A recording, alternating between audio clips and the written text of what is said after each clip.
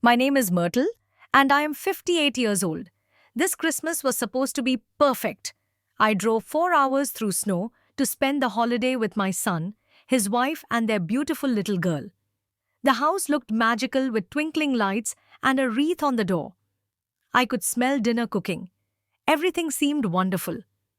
But when I walked into that kitchen to get a glass of water, what I found in the basement changed everything I thought I knew about my family.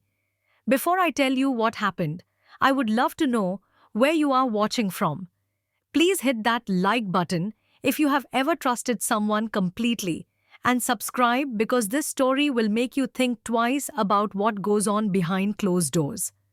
Now let me take you back to that evening. Let me tell you about my son David. He is 35 years old and my only child. From the time he was little, we were close. After his father passed away 5 years ago, David became the center of my world. He married Eileen 3 years back. She was 32 then, quiet and sweet, with gentle eyes that always looked down when she spoke. I adored her from the first time David brought her home. She seemed so kind, so perfect for my boy. They had a daughter together, little Sophie, who just turned 2. That child was pure sunshine with her curly hair and bright smile. I lived about 4 hours away from them, so I did not see them as often as I wanted. The distance made every visit precious. David would call me every Sunday without fail. We would talk for an hour about his work, about Sophie's new words, about everything and nothing. He worked as a lawyer at a firm downtown, and he was doing well. Climbing the ladder, he would say. Making partner soon, he hoped. I was so proud of him. When David called 3 weeks before Christmas to invite me to dinner at their place, I was thrilled. He said, Eileen wanted to host this year to make it special for Sophie's first real Christmas that she might remember. I started planning right away. I knitted a soft pink scarf for Eileen because I noticed she always seemed cold. I bought Sophie a stuffed rabbit that played lullabies. For David, I found a first edition of his favorite childhood book. I wrapped everything carefully and packed my car the morning of Christmas Eve. The drive was long but beautiful. Snow covered the fields on either side of the highway. The sky was that particular shade of winter gray that makes everything feel hushed and peaceful. I listened to Christmas carols on the radio and thought about past holidays when David was small. How he would wake me up at 5 in the morning, bouncing on my bed, begging to open presents. How his father would make hot chocolate with extra marshmallows. Those memories felt bittersweet now, but they warmed me as I drove. When I pulled up to their house in the suburbs, my heart lifted. It was a 2-story colonial painted cream with dark green shutters. White lights outlined the roof and windows. A fresh wreath hung on the front door. Through the window, I could see the Christmas tree glowing in the living room. It looked like a picture from a magazine. I grabbed my overnight bag and the presents and walked up the shoveled path to the front door. David opened it before I could knock. He must have been watching for me. He pulled me into a tight hug, and I breathed in the familiar scent of his cologne. My boy. He looked good, maybe a little tired around the eyes, but his smile was wide. He took my bags and ushered me inside, where the warmth wrapped around me like a blanket. The house smelled incredible, roasted turkey and herbs, and something sweet baking. Christmas music played softly from somewhere. Eileen appeared from the kitchen, wiping her hands on an apron. She gave me a quick hug and a smile that did not quite reach her eyes. I told myself she was probably exhausted from cooking all day. She murmured something about checking on the turkey and disappeared back into the kitchen before I could say much. Then Sophie came running from the living room, her little feet pattering on the hardwood floor. She threw herself at my legs, and I scooped her up, kissing her soft cheek. She smelled like baby shampoo and candy canes. She babbled about Santa and cookies and the tree, and I held her close, feeling blessed. David took me on a quick tour. The living room had a massive Christmas tree, at least 8 feet tall, decorated with silver and gold ornaments. Presents were piled underneath. The dining table was set with fine china and crystal glasses. Everything looked perfect. Too perfect, maybe. but I pushed that thought away. They had worked hard to make this nice for me. We settled in the living room while Eileen finished dinner. David poured me a glass of wine, and we sat on the sofa. Sophie climbed into my lap with a picture book, and I read to her while David talked about work. He told me about a big case he just won, how the senior partners noticed how he was on track for that promotion. His voice had an edge of intensity I had not heard before. When I asked if the hours were hard on the family, he waved it off, said Eileen understood, said she supported him. After about 20 minutes, Eileen called us to dinner. The table looked beautiful. Candles flickered. The turkey sat golden and perfect in the center, surrounded by dishes of stuffing, mashed potatoes, green beans, cranberry sauce. My mouth watered. We all sat down, David at the head of the table, me on one side, Eileen and Sophie on the other. David said a short grace, and we started passing dishes. The food was delicious. Eileen was a wonderful cook. I complimented her several times, but she just nodded and gave small smiles. She barely touched her own plate. I noticed she kept glancing at David, like she was checking something. When Sophie accidentally knocked over her sippy cup, spilling juice on the tablecloth, David's face darkened for a split second. Then he forced a laugh and said it was fine, but Sophie's lower lip trembled. Eileen jumped up quickly to clean it, her movements nervous and quick. Something felt off, but I could not put my finger on it. As we ate, I tried to keep conversation light. I asked about their plans for New Year's. David answered. I asked Eileen about her family. She opened her mouth, but David spoke over her, saying they were all fine. Eileen closed her mouth and looked down at her plate. A small knot formed in my stomach. This was not the easy family dinner I had imagined. After the main course, Eileen brought out apple pie. It smelled heavenly. As she served it, I noticed her sleeve rode up, and there was a dark bruise on her wrist, purple and yellow. I asked if she was all right, if she hurt herself. She pulled her sleeve down fast and said she bumped into a cabinet door. David cut in smoothly, saying Eileen was always clumsy in the kitchen, laughing like it was a joke. But Eileen did not laugh. She just served the pie with shaking hands. We finished dessert and moved to the living room for presents. Sophie was excited, bouncing on the couch. David turned on the gas fireplace and the room glowed warmly. But the tension I felt earlier had not left. It hung in the air like something waiting. Eileen sat in the corner of the couch, very still, her hands folded in her lap. David sat close to me, animated and cheerful, but I kept watching Eileen. She looked like she wanted to disappear. Sophie opened her presents first, squealing with delight at the stuffed rabbit. She hugged it and danced around the room. Eileen smiled watching her, and for a moment her face softened into something peaceful.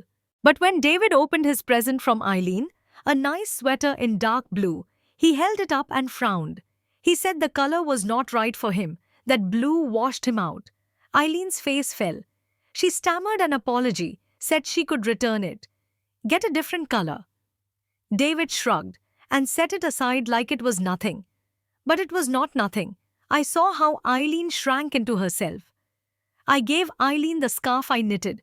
She touched it like it was precious, running her fingers over the soft yarn. She thanked me quietly, her voice thick. I thought I saw tears in her eyes. I reached over and squeezed her hand. She squeezed back just for a second, then let go and looked away. David suggested we watch a Christmas movie. He picked something light and funny, perfect for Sophie. We settled in with the lights dimmed. I sat between David and Eileen on the couch. Sophie curled up with her new rabbit in Eileen's lap. The movie started, but I could not focus on it. I kept noticing small things. The way Eileen sat as far from David as possible. The way she flinched when he reached for the remote and his hand passed near her. The way her jaw was tight, like she was holding her breath. Halfway through the movie, David's phone rang. He glanced at it, stood up, and said he had to take this call for work. He walked into the kitchen, his voice low. The second he was gone, Eileen's shoulders dropped. She let out a long breath. I looked at her, and asked softly if everything was okay. She nodded quickly, but did not meet my eyes. I was about to ask again when David came back sliding his phone into his pocket. Eileen tensed up immediately. It was like watching someone put on armor. David sat back down and put his arm around my shoulders, chatting about the movie. But I barely heard him. My mind was racing. Something was very wrong here. The bruise, the flinching, the fear in Eileen's eyes. I thought about my son, my sweet boy, who used to rescue bugs from the house instead of killing them. Could he be? No, I could not let myself think it. Not yet. The movie ended and Sophie was rubbing her eyes, clearly tired. Eileen stood and said she would put her to bed. She carried Sophie upstairs, the little girl's head resting on her mother's shoulder. David and I stayed in the living room. He asked if I wanted more wine. I said no, my head was already fuzzy. He poured himself another glass and sat back down. We talked for a bit about nothing important. Then he started complaining about work stress, about how hard he was working, about how Eileen did not understand the pressure he was under, about how she did not appreciate what he provided for her and Sophie. His tone turned bitter. I gently suggested that maybe Eileen was under pressure too, raising a toddler, managing the house. David's eyes went cold. He said I did not know what it was like, that Eileen had it easy, that she should be more supportive. The way he said it made my skin crawl. Eileen came back downstairs. She had changed into soft pajama pants and an oversized sweater. Without the apron and nice clothes, she looked smaller, younger, more vulnerable. She sat in the armchair across from us, not on the couch. David noticed, and his mouth tightened. He asked why she was sitting so far away. She said she thought I might want space with him. He patted the couch cushion next to him and told her to come sit. It was not a request. It was a command. Eileen moved slowly to the couch and sat next to David. He immediately put his arm around her shoulders and pulled her close. She went rigid. I could see it clearly now. The discomfort, the fear. My stomach turned. David acted like nothing was wrong, like this was normal, like he was just being affectionate. But Eileen looked like a trapped animal. David suggested we watch another movie, something for adults this time. I said I was getting tired, but he insisted. So we put on some holiday romance film. I tried to watch, but my mind was elsewhere. I kept thinking about the bruise, about how Eileen barely spoke, about how she seemed terrified of her own husband, my son. My heart was breaking, and I did not even know the full truth yet. About 20 minutes into the movie, David's phone buzzed. He picked it up, and his face changed. He stood abruptly and asked Eileen where her phone was. She said it was in the kitchen. He told her to go get it. His voice had an edge. She got up without a word and walked to the kitchen. I sat frozen, not understanding what was happening. David followed her. I heard their voices low and tense from the other room. After a minute, they came back. David was holding Eileen's phone. He was scrolling through it, his face dark. He asked her who someone named Marcus was. Eileen said it was a former co-worker. David asked why Marcus was texting her. Eileen explained that he had a question about an old project. David's voice rose. He asked why she was still in contact with men from her old job when she quit over a year ago. Eileen tried to explain, but he cut her off. He said she needed to delete Marcus's number, right now. In front of him, I sat there, my heart pounding, watching this unfold. Eileen was crying silently, taking the phone with trembling hands and deleting the contact. David watched to make sure she did it, then took the phone back and put it in his pocket. He said he would hold on to it for the night. Eileen just nodded, tears streaming down her face. I wanted to say something, but I felt paralyzed. This could not be my son. This could not be happening. David sat back down like nothing happened. He looked at me and smiled, asked if I was enjoying the movie. I could barely speak. I mumbled something. Eileen excused herself to the bathroom. As soon as she was gone, David leaned toward me and said in a confidential tone that Eileen had been acting strange lately, maybe talking to other men, that he had to keep an eye on her. He said it like he was sharing a reasonable concern, like he was the victim here, I felt sick. When Eileen came back, her eyes were red, but she had composed herself. She sat on the couch again, as far from David as she could manage. We finished the movie in terrible silence. My mind was screaming. I had to do something. But what? Confront David. He was my son. Take Eileen aside. She seemed too scared to talk. I felt helpless and horrified. After the movie ended, it was getting late. David suggested we all head to bed. He showed me to the guest room upstairs. It was nice decorated, simply with a comfortable bed and soft blankets. He hugged me goodnight and told me he was glad I came. I hugged him back, but it felt wrong. Like hugging a stranger. I closed the door and sat on the bed, my mind racing. I could hear David and Eileen moving around in their bedroom down the hall. I heard David's voice muffled but sharp. I heard Eileen's softer responses. Then silence. I lay down but sleep would not come. I stared at the ceiling, my heart aching. Around midnight I heard something. A door opening. Footsteps. Then another door closing. I got up quietly and opened my door just a crack. The hallway was dark, but I could see a light coming from under the door at the end of the hall. That was David and Eileen's room. I listened. Nothing. I told myself to go back to bed, but I could not shake the feeling that something terrible was happening under this roof. I finally drifted off into uneasy sleep. I woke several times hearing creaks and sounds. Once I thought I heard crying, but I could not be sure. Morning came grey and cold. I got dressed and went downstairs. Eileen was already in the kitchen making coffee. She jumped when she saw me, like I startled her. I said good morning and asked how she slept. She said fine, but the dark circles under her eyes told a different story. David came down a few minutes later, cheerful and energetic. He kissed Eileen on the cheek and she stood very still. He poured coffee and chatted about his plans for the day. He had to run into the office for a few hours, even on Christmas. Big case, he explained. He asked if Eileen and I would be okay without him. I said, of course. Eileen said nothing. After David left, the house felt different, lighter. Eileen's shoulders relaxed slightly. Sophie woke up and came downstairs, and Eileen scooped her up, kissing her head. We had a simple breakfast together. I tried to talk to Eileen, to ask her gently if she was happy, if she needed anything. But every time I got close to the topic, she changed the subject or found something that needed doing. I realized she was afraid even with David gone. Afraid the walls had ears. David came back around noon. The tension returned instantly. We had leftover turkey sandwiches for lunch. David talked the whole time about work. Eileen and I just listened. Sophie played with her toys. After lunch, I suggested we all play a board game, but David said he had emails to catch up on. He went into his home office and closed the door. Eileen and I played with Sophie in the living room. I tried again to connect with her, to let her know she could talk to me. I told her I was here if she ever needed anything at all. She looked at me with such sadness and said, "Thank you." But she did not open up. She could not. The fear was too deep. The afternoon dragged on. David emerged from his office in a foul mood.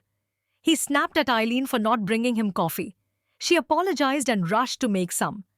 I watched this and felt anger building in my chest. Who was this man? What happened to my kind, gentle son? Dinner was quiet and awkward. Eileen had made a casserole. David barely touched it and said it was too dry. Eileen apologized again. I told her it was delicious, which it was. David gave me a look like I was betraying him by being nice to his wife. The whole meal felt like walking on eggshells. After dinner, we were all in the living room. Sophie was getting fussy, overtired from all the excitement. She started crying, and David told her harshly to stop. She cried harder. Eileen picked her up and tried to soothe her, but Sophie was inconsolable. David stood up and yelled at both of them to be quiet. Sophie screamed. Eileen looked terrified. I stood up too, my hands shaking. I said, David needed to calm down. He turned on me, eyes blazing, and told me to stay out of it. This was his house, his family. I was just a guest. The words hit me like a slap. Eileen took Sophie and hurried upstairs. I stood facing my son. seeing a monster where my child used to be. I told him he was scaring his daughter.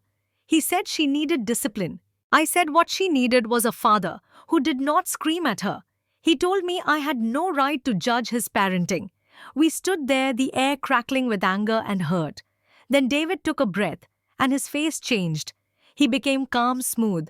He apologized, said he was stressed, said I was right, he should not have yelled. He hugged me and said he loved me. But it felt hollow. I realized he was performing. This was what he did: blow up, then smooth it over, keep everyone off balance, never let them pin him down. I felt dizzy. My head throbbed. The stress, the revelation, the heartbreak. It was too much. I told David I was not feeling well. He looked concerned and asked what I needed. I said just some water and maybe to lie down. He offered to get the water, but I said no, I needed to walk to move. I would get it myself. I walked into the kitchen slowly, my legs feeling weak. The room was clean. Eileen had already done the dishes. I went to the cabinet and took out a glass, filled it from the filtered water pitcher in the fridge, drank it down. The cold helped a little. I stood there leaning against the counter, trying to steady myself. My eyes wandered around the kitchen. It was a beautiful space. Modern appliances, granite countertops, everything in its place. Then I noticed something. In the corner of the kitchen, there was a door I had not paid attention to before. It was slightly ajar. A door to the basement, I assumed. Most houses like this had them. I could see stairs going down. And there was a light on down there, a faint glow. I do not know what made me walk toward that door. Curiosity, instinct, something pulled me. I pushed the door open wider and looked down the wooden stairs. They were old, not updated like the rest of the house. I could hear something, a faint sound, like breathing.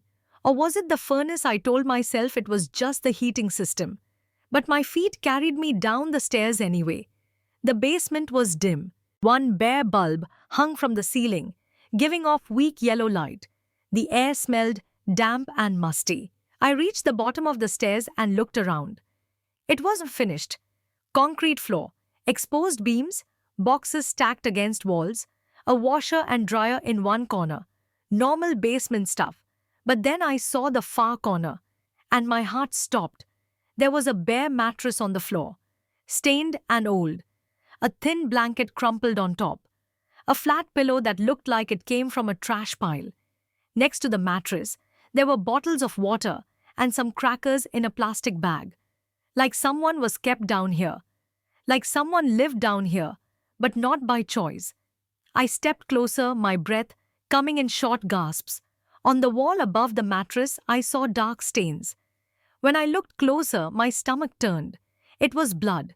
Dried blood in smears and streaks. Like someone had been hurt there and bled. Like someone had tried to wipe it away but could not get it all.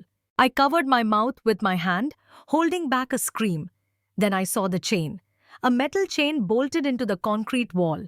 It was about 6 feet long, ending in a cuff, the kind you would use to restrain someone.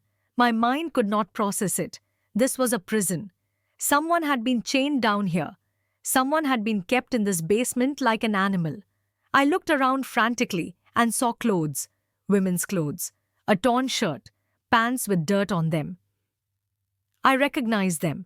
I had seen Eileen wear that shirt before. Oh God, no. My son had kept his wife down here. My son had chained her up. My son was a monster. My hands were shaking so badly I could barely move. I saw a small notebook on the floor near the mattress. I picked it up, my vision blurring with tears. It was a diary. Eileen's diary. Written in shaky handwriting. I opened it to a random page and read, December 10th. He locked me down here for 6 hours because I burned the toast. Sophie cried for me upstairs. I could hear her calling for Mama. My wrists are bleeding from the chains. I cannot do this anymore, but I have no choice. If I leave, he will take Sophie, he told me. He has lawyers and money and connections. I have nothing. I flipped to another page, my tears falling onto the paper. November 3rd. He took my phone away permanently now. He reads my emails on his computer. I'm not allowed to contact anyone. Last week, I tried to call my mother from a neighbor's phone when I took Sophie for a walk. He found out somehow. He pushed me down the stairs, told the emergency room doctor I slipped. She looked at me like she knew, but I could not say anything. If I tell, I lose Sophie. He made that clear. Another page, October 15th. He says if I ever try to leave, he will make sure I never see my daughter again. He will tell everyone I am unstable, that I am a bad mother. He will use his job, his reputation. Everyone loves David. No one will believe me. I am trapped. This basement is my punishment when I displease him. This chain is my reminder that I am his property. I dropped the notebook, my whole body shaking. I looked around the basement with new eyes. This was a torture chamber. My son, my own flesh and blood, had turned his basement into a prison for his wife. How many times had she been down here? How many hours had she spent chained to that wall alone in the dark while her daughter cried for her upstairs? I saw scratches on the wooden beam near the mattress. Fingernail scratches. Eileen had clawed at the wood, probably trying to escape, or maybe just trying to cope with the pain and fear. I imagined her down here, terrified, hurt, hopeless. And upstairs, David was probably watching television or working on his laptop, acting normal. My heart was breaking, but something else was rising in me. Rage, pure burning rage, and determination. I had to do something. I could not let this continue. I did not care that David was my son. This was wrong. This was evil. Eileen needed help. Sophie needed protection. I picked up the diary and held it to my chest. This was evidence. This would prove what David had done. I took one last look at that horrible corner of the basement, burning the image into my memory. Then I turned and climbed the stairs as quietly as I could. When I reached the top of the basement stairs, I closed the door softly behind me. My mind was racing, but I forced myself to think clearly. I could not fall apart now. I had to act fast. I looked toward the living room. I could hear the television. David was in there. Eileen was probably upstairs with Sophie. I needed to call for help, but I could not do it where David might hear. I walked as calmly as I could toward the downstairs bathroom. My legs felt like they might give out, but I kept going. One step, another step. I reached the bathroom, went inside and locked the door. My hands were shaking so hard I almost dropped Eileen's diary.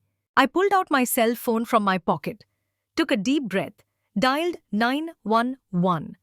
The phone rang once, twice, then a voice. 911, what is your emergency? I tried to keep my voice steady and low.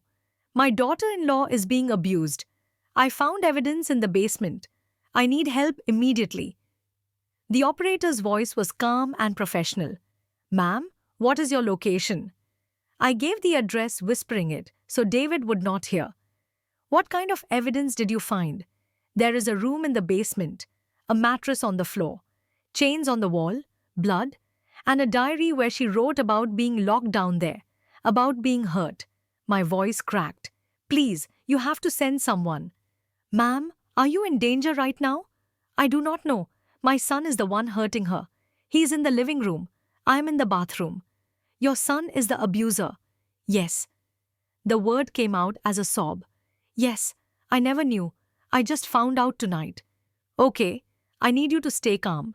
Officers are being dispatched to your location now. Can you stay on the line with me? Yes. Yes, I will stay. Is the victim in the house? Yes, Eileen, my daughter-in-law. She is upstairs with their daughter Sophie. How old is the child? 2. Just 2 years old.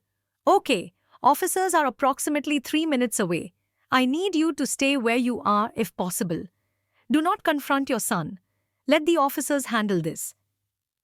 I heard David's voice from the living room. Mom, you okay in there?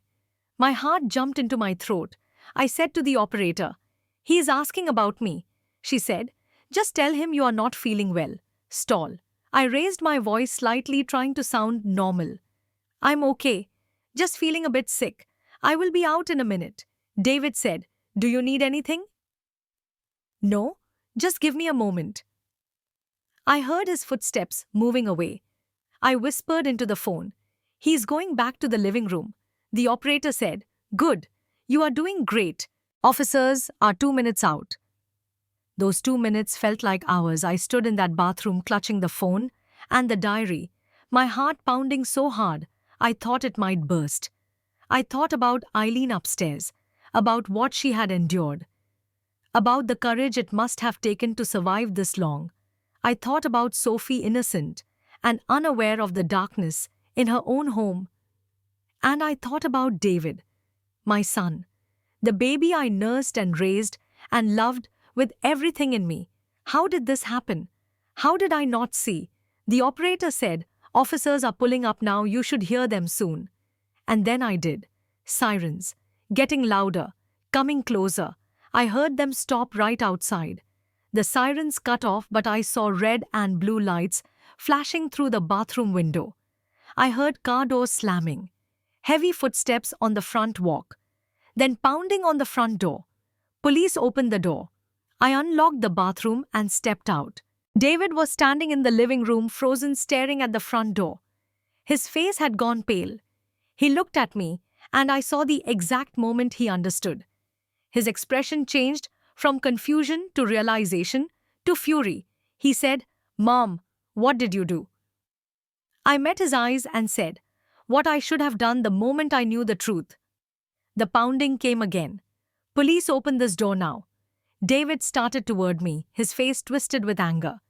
But I moved past him and went to the front door. I unlocked it and swung it open. 2 police officers stood there, hands on their belts, ready for trouble. The first officer, a tall man with grey at his temples, said, We received a domestic violence call from this address. I said, Yes, I made the call. This is my son David. He has been abusing his wife Eileen. I held out the diary. This is her diary. She wrote about everything. And downstairs in the basement, there is a room where he keeps her. Chains, blood. Please, you have to help her. David's voice came from behind me, angry and desperate. This is insane. My mother is confused. She is old and she does not understand. There is no abuse. Eileen is fine. The second officer, a woman with sharp eyes, said, Sir, we need to speak with your wife. Where is she? David said, She's upstairs putting our daughter to bed. But I am telling you, this is a misunderstanding. The male officer said, Sir, step back please. He looked at me. Can you show us the basement? I nodded and led them through the kitchen to the basement door, turned on the light and started down the stairs. The officers followed. When we reached the bottom and they saw that corner with the mattress and the chains and the blood, the female officer pulled out her radio and called for backup and a detective. We went back upstairs. David was pacing in the living room, running his hands through his hair. The male officer approached him and said, We need to see your wife now. At that moment, Eileen appeared at the top of the stairs. She was holding Sophie, who was half asleep. Eileen's eyes went wide when she saw the police officers. She looked at me, and I saw hope and terror fighting in her expression. The female officer walked to the bottom of the stairs and said gently, Ma'am, are you Eileen? Eileen nodded, unable to speak. I'm Officer Williams. We received a report of domestic violence. Can you come down here so we can talk? Eileen looked at David. He was staring at her with an expression that said, Don't you dare. But then she looked at me, and I nodded. I tried to put everything I felt into that nod. You are safe now. I'm here. Tell them. Eileen came down the stairs, slowly holding Sophie tight. Officer Williams asked, Is there somewhere we can talk privately? Eileen said in a small voice, The kitchen. They went into the kitchen together. The male officer stayed with David and me in the living room. David was breathing hard, his fists clenched. He would not look at me. From the kitchen I could hear Officer Williams talking softly to Eileen, asking questions, and then I heard Eileen start to cry. And through her tears, she started to talk. She told them everything. About the control, the isolation, the violence, the basement, all of it. Her voice got stronger as she went on like a dam breaking, everything pouring out. After about 10 minutes, Officer Williams came back into the living room. Her face was hard. She looked at David and said, "Sir, I need you to turn around and put your hands behind your back." David said, "What? No, I have not done anything wrong. Eileen is lying. She is unstable." Officer Williams said firmly, "Turn around now." The male officer moved closer to David. David looked at me, his eyes pleading. "Mom, tell them this is crazy." I said, my voice breaking, "I love you, David, but I cannot let you hurt her anymore." Officer Williams put handcuffs on David's wrists. She said, "You are under arrest for domestic violence and false imprisonment. You have the right to remain silent." She continued with his rights, but I barely heard.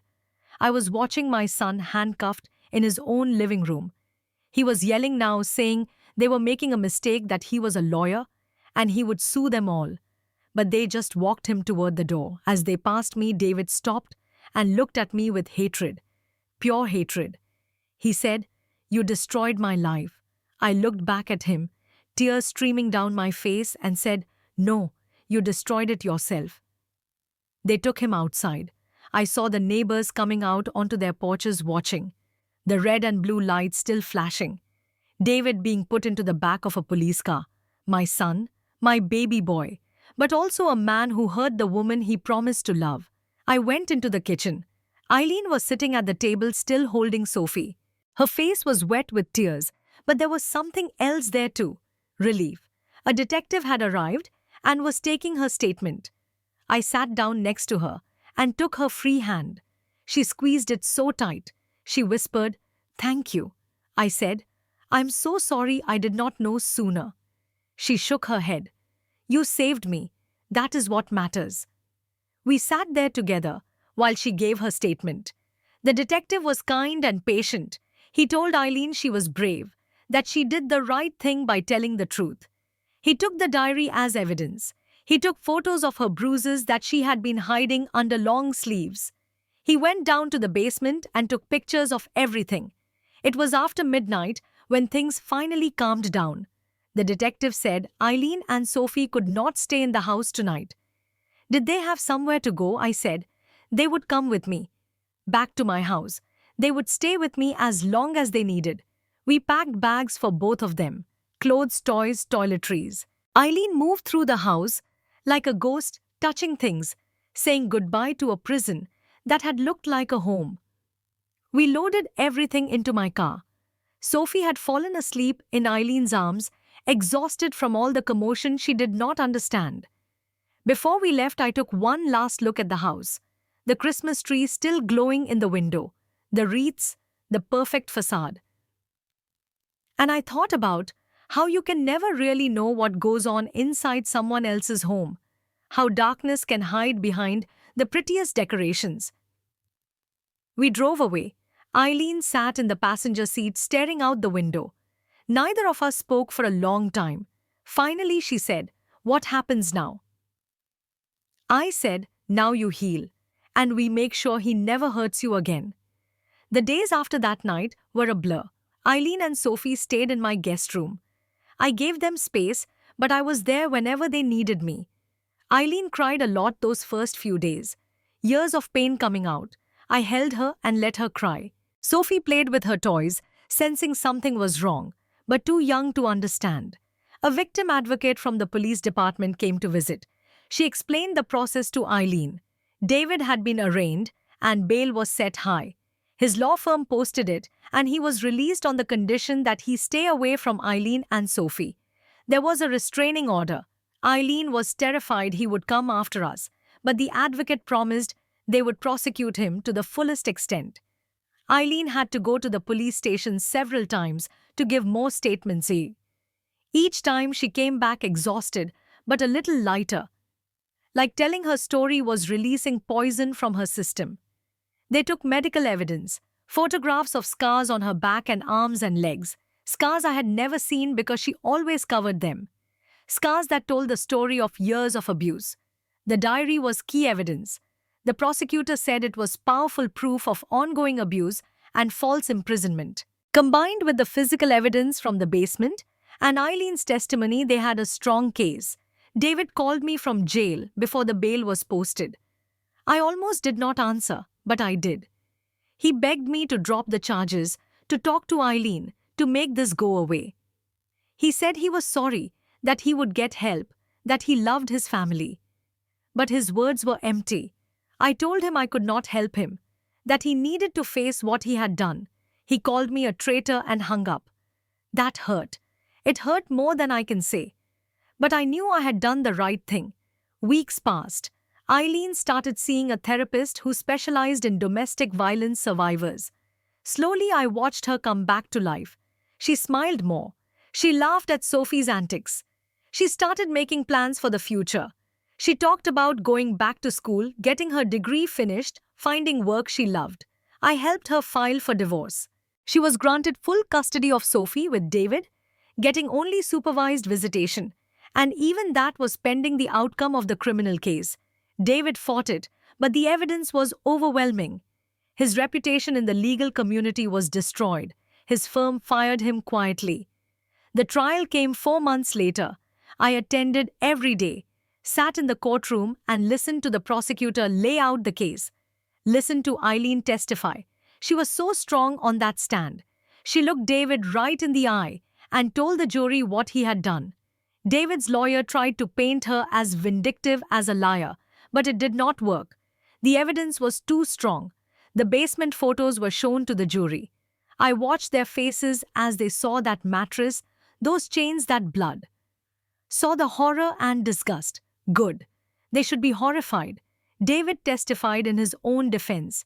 He claimed Eileen was exaggerating, that the basement room was just storage, that she was making sound sinister, that the diary was her being dramatic, that he never hit her, never chained her, never hurt her. He was smooth and articulate, a lawyer defending himself. But I could see the jury did not believe him.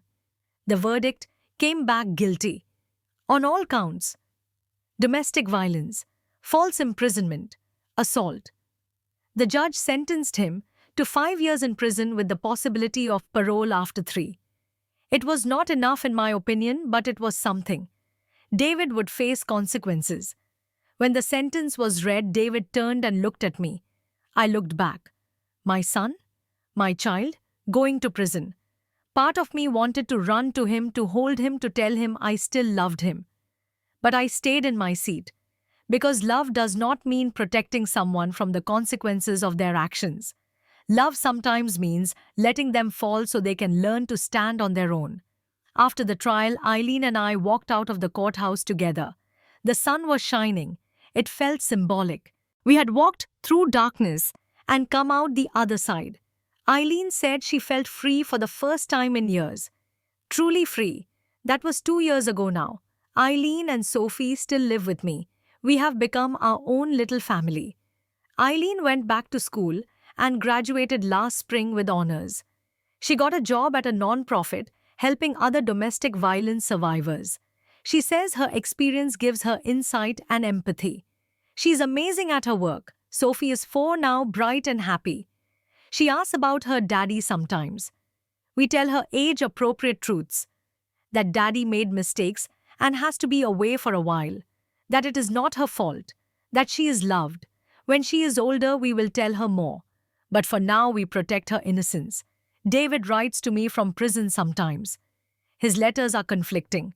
Sometimes he is angry and blames me. Sometimes he is reflective and says he is working on himself. I write back occasionally short notes. I cannot cut him off completely. He is still my son. But I also cannot pretend things are okay. They are not.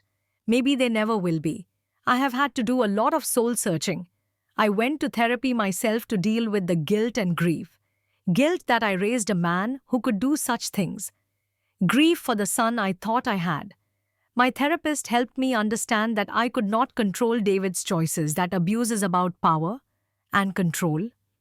And those are things abusers choose. It was not my fault, but it has been hard to believe that. I joined a support group for family members of abusers. I met other mothers and fathers who went through similar things, who had children that hurt others, who had to make the terrible choice between protecting their child and protecting their victim. It helped to know I was not alone. Eileen and I have grown close. She's like a daughter to me now. We cook together, garden together, raise Sophie together. She calls me mom sometimes, and it makes my heart full. We talk about deep things, about trauma and healing, about forgiveness and boundaries, about building new lives from broken pieces.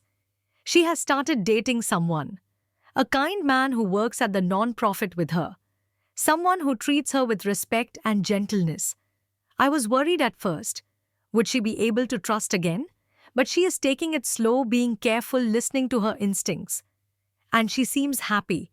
That is all I want for her. I think a lot about that Christmas night, about walking into the kitchen for a glass of water, about finding that basement, about making the decision to call 911.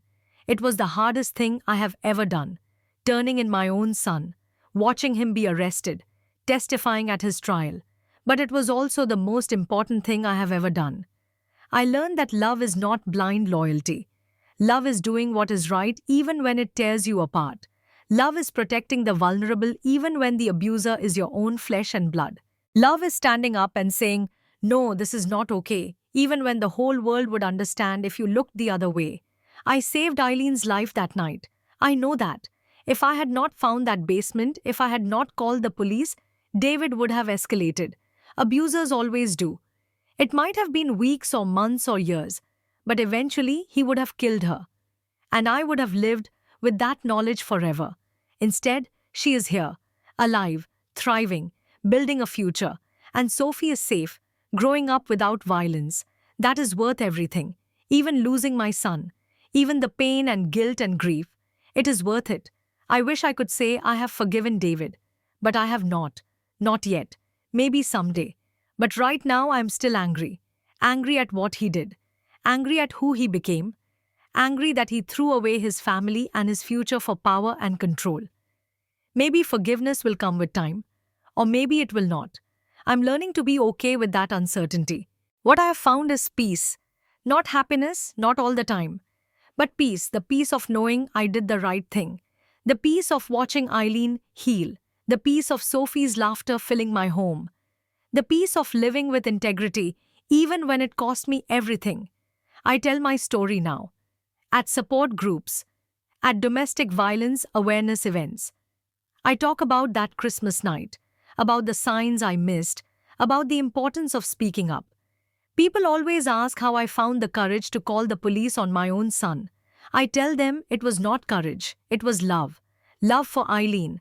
Love for Sophie, and in a twisted way, love for David too, because letting him continue down that path would have destroyed him completely. At least now he has a chance to change, to become better, to face what he did, and maybe someday to be truly sorry. I do not know if he will take that chance. That is up to him. All I can do is live my life with the people who matter. Eileen, Sophie, the friends I have made, the other survivors I help. This is my family now, imperfect, scarred, but real, built on truth instead of lies, on respect instead of control, on love that empowers instead of love that destroys. If you're watching this and you see yourself in Eileen's story, please know you are not alone. There is help. There are people who will believe you. It might be scary to reach out, but it could save your life. And if you're watching this and you see yourself in my story, if you know someone is being abused and you're struggling with what to do, I'm telling you right now. Do something. Speak up. Call for help. Yes, it will be hard. Yes, there will be consequences. But silence is complicity. And you can live with hard consequences. You cannot live with knowing you could have saved someone and you did not. That Christmas was supposed to be perfect. It turned into a nightmare. But from that nightmare came freedom and healing. And a chance at a real life for two people who deserved so much better. I still put up a Christmas tree every year. Sophie insists. We decorate it together, the three of us. We make cookies and watch movies and open presents. We create new traditions, happier ones. And when I look at that tree, I do not think about that terrible night anymore. I think about how far we have come, how strong we are, how we survived. So let me ask you, have you ever had to make an impossible choice? Have you ever had to choose between loyalty and justice? I would love to hear your thoughts in the comments below. And if this story touched you, please hit that like button and subscribe to this channel. Share this video with someone who might need to hear it. You never know who might be suffering in silence. Your share could be the thing that gives them courage to speak up. Thank you for listening to my story. Thank you for being here. I hope you take something from this. I hope it makes you think. And I hope that if you ever find yourself in a situation where you need to choose between protecting someone powerful and protecting someone vulnerable, you choose the vulnerable every single time. May you all find peace in your own lives. May you have the courage to do what is right even when it is hard. And may you never stop believing that healing is possible even from the deepest wounds. Take care of yourselves and each other.